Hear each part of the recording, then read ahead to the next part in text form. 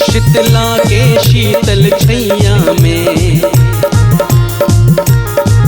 दुर्गा जी के अंगनैया में,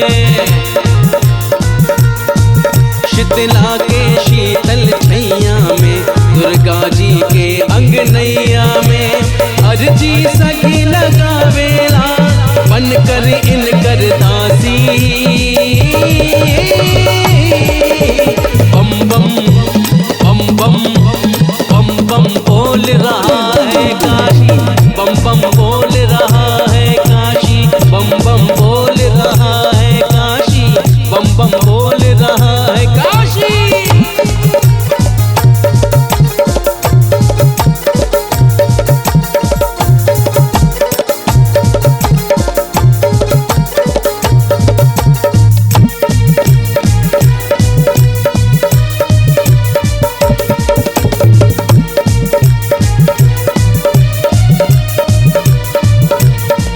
जहाँ भंगिए के भोगवा लागेला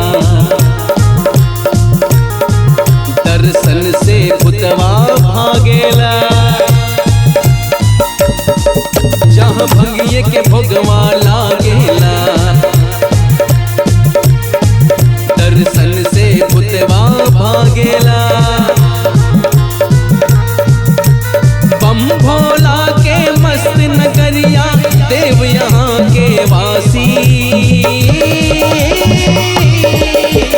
बम बम बम बम बम बम बोल रहा है काशी, बम बम बोल रहा है काशी, बम बम बोल रहा है काशी, बम बम बोल रहा है काशी।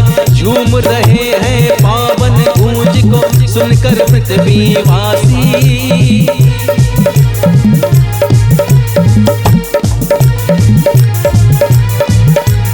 झूम रहे हैं पावन गूंज को सुनकर पृथ्वीवासी।